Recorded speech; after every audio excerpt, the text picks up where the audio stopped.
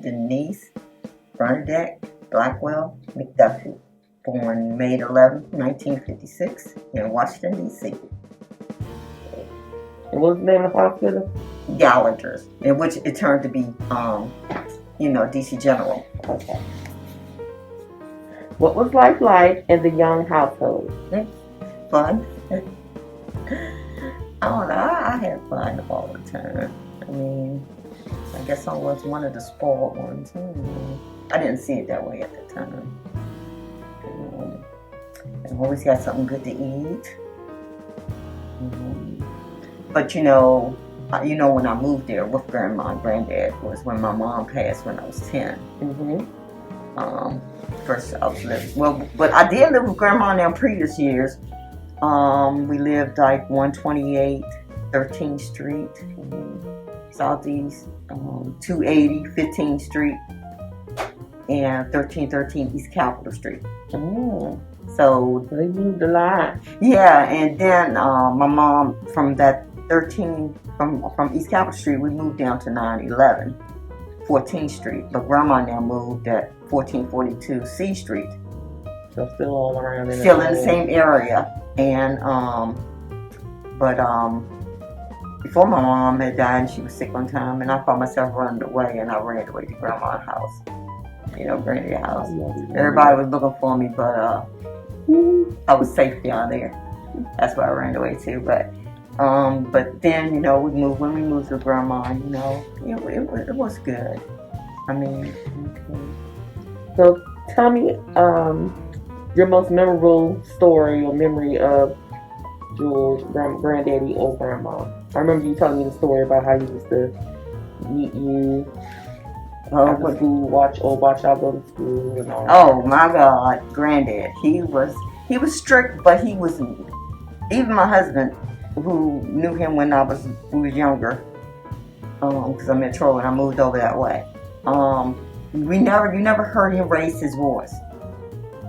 He never raised his voice. It's just that he could just look at you and you're just going to respect him. But he would get us up 7 o'clock in the morning when we went to Payne, which was right across the street. I mean, probably can walk less than 50 feet into the main door.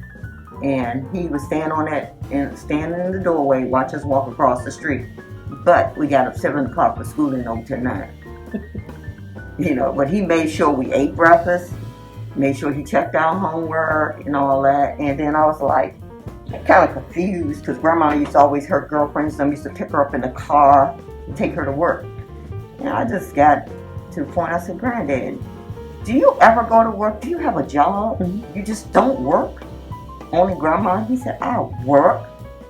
He said, I retired. He said, I worked 30-something years in the government. And then he pulled out his certificate and he started explaining to me that he was a supervisor at GSA. And he used to be Grandma's supervisor back then sometimes. So I was just thinking my grandfather just was a house husband, but I didn't know we were a house husband back then. I just thought he was a man that just didn't work, but he always had food on the table. When I came home, we all ate together. He didn't allow you to make sandwiches at the table when it's dinner time. He said, this is dinner time. But we all ate together, got up together, and left together for school. But, he and him and I used to, like I said, go to the market on Saturdays. And I used to walk with him down there, and I used to love it because I know I was going to get me some potato chips. It's my favorite food. It's not fat. I am not lying. I love some potato chips. But that's what him and I would do all the time. I would go to the market and all the stores with him just to get the groceries and come back. So what was your favorite food that he would make you? He just can cook. Let's see, his favorite food. Oh my God, Granddad, what was my favorite? Everything he fixed, greens, some other pork chops. Grandma used to do it and he used to do it, and they used to be so on the bomb. I used to come over there my lunchtime at work when I got a little older and come get me eat with them, eating some smothered pork chops. Yeah. My girlfriends used to tag along too, so they can come get some. But all the Granddad food was good. He would allow you in the kitchen as long as you sat still. because he don't want nobody interrupting cooking. So that's the same way I feel too about when I'm in the kitchen. You can come in, just don't move around. Today. Yeah. But Grandma, she had the best potato salad, the best chicken salad, the best sweet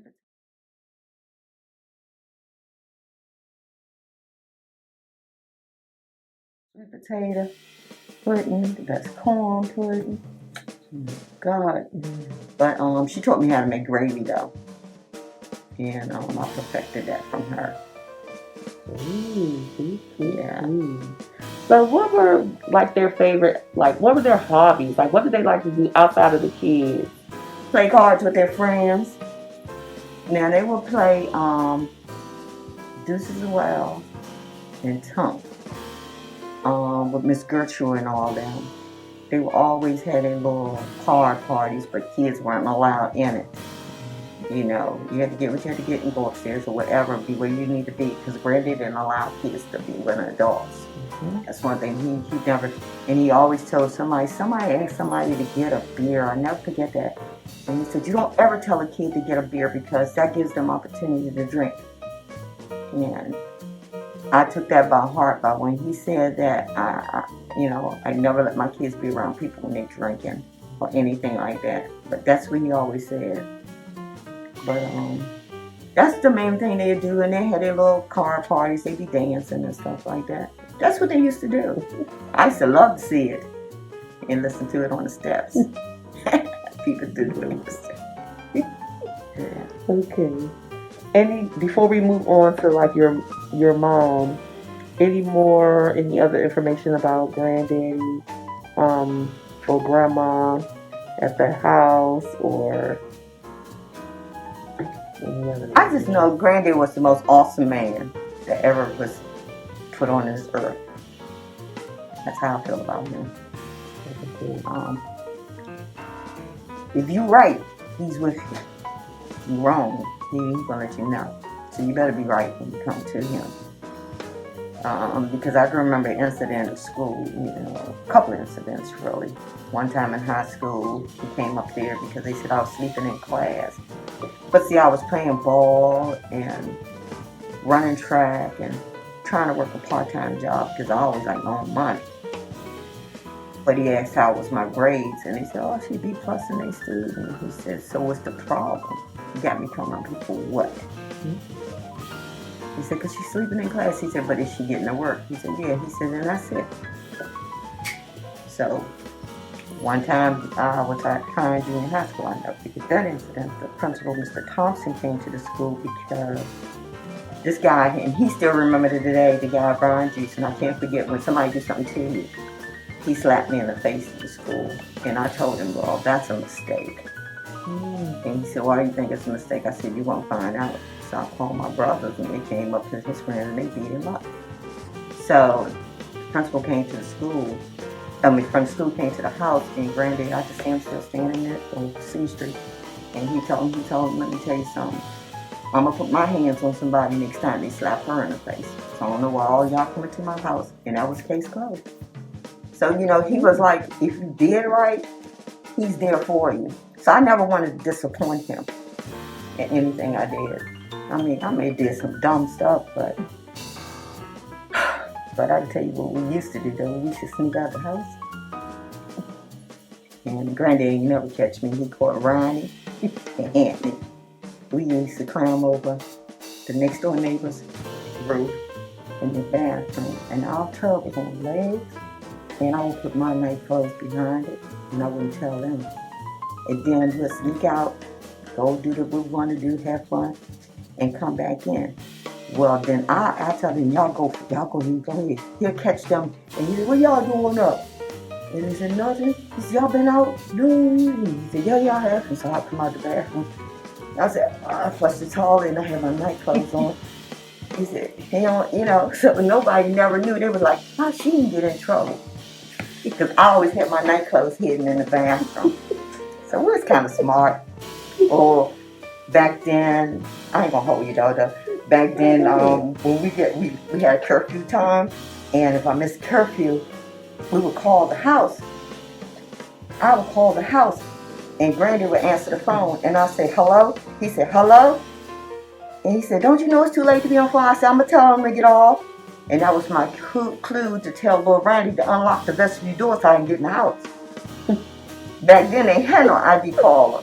So Granddad thought, actually, I was answering the phone from downstairs, and he was answering his room. But I was out. I was never in the house. Smart. Yeah. Oh, that's funny. That's our good times. Oh. And you said Ronnie, Uncle Ronnie? Uh-huh. Oh, we used to take up for each other a lot. Me and Lorraine used to hustle people for money. Well, playing basketball. Oh, okay. Yeah. Uncle Ronnie playing basketball too? No, me and him used to go places and we like, and the guy like, oh, you want to play for something? And yeah, Ryan said, yeah, we play for $5. And I'm shooting the ball, but I'm hitting the backboard like I can't shoot. And they said, all right, let's pick teams. And he said, I got this dude. He said, man, I don't want that girl. I said, I want to play. And then you got the girl. It was on me and little Ronnie was shooting Ronnie, shooting it like that, shooting it like that. We hustle, get our money, and gone. That's funny. Oh, those good stories. Yeah. This is fun for me just to hear all these stories I've never heard. This is good. Okay. Man, we just had some good times. Okay, so what was your mom and dad like? Or your mom? My dad, I can't tell you too much about him because when my brother Ricky was born, that was the last about the time that I've seen him. Basically, What was his name? Diane Blackwell, same as my brother. Oh, okay. But he was like, he was in our life until Ricky was born, and we moved to 9/11 because I think he was abusive, and my brothers and them kind of like handled that. But they always became the man of the family, so they ended up being the man of the family. Because, you know, Ricky was like 3 going on 4, my mom died.